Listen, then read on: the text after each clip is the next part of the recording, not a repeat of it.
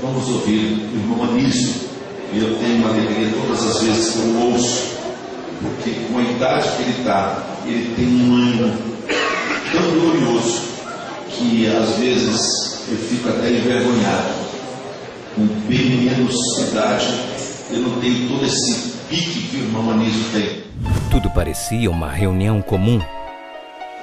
Nós devemos agradecer a Deus cada minuto de estar aqui reunido para fortificar nossas almas. Irmãos, vamos chegar mais perto de Deus. Seguia o louvor. Mas o que você está vendo é que todos estão vencendo. Seu coração começa a doer. Mas algo inesperado acontece.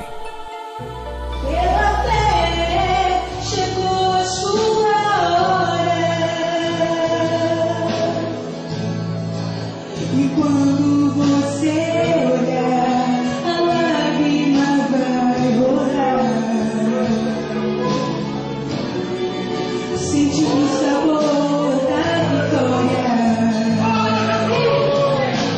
taça da vitória já está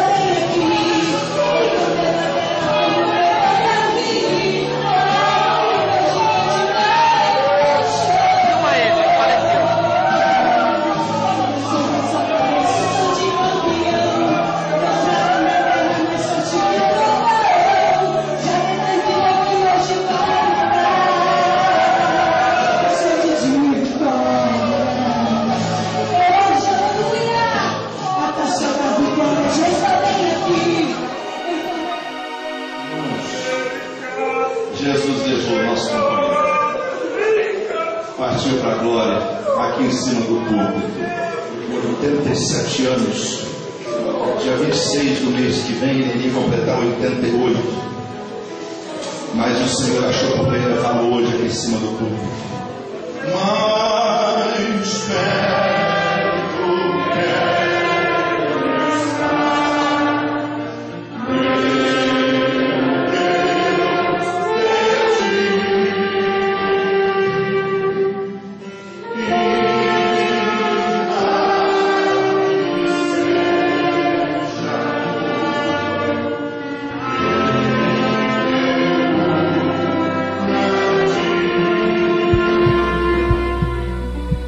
E você está preparado?